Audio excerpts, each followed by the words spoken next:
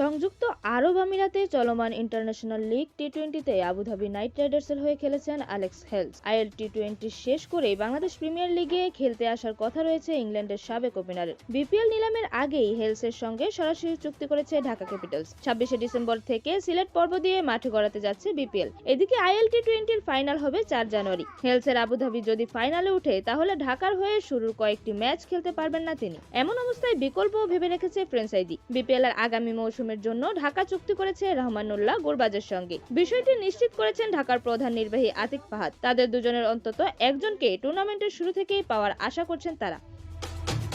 গণমাধ্যমের সঙ্গে আলাপকালে এ প্রসঙ্গে আতিক ফাহাদ বলেন, দুজন খেলোয়াড়ই আইএল টি-20তে আছেন। আপনারা জানেন এই আইএল টি-20-র ফাইনাল হবে 4 জানুয়ারি। সেই ক্ষেত্রে আমাদের কিছু ম্যাচে কিছুটা দ্বিধা আছে, অ্যালেক্স আগে আসতে পারছে না কি পারছে না, সে কারণে আমরা বিকল্প একজন বড় ওপেনার নিয়ে রেখেছি। আশা করি যে কোনো একজন চলে আসবে। আমাদের সাইফ আছে, উসমান আছে। উসমান পুরো মৌসুমই থাকবে।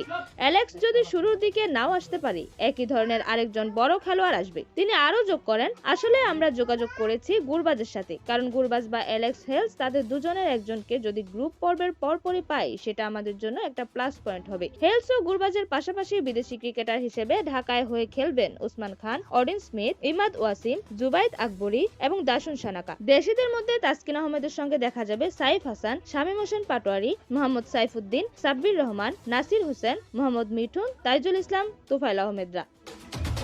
এরকমই যে কোনো খেলার আপডেট সবার আগে পেতে অবশ্যই চ্যানেলটি সাবস্ক্রাইব করে রাখুন। ধন্যবাদ। Flavours news.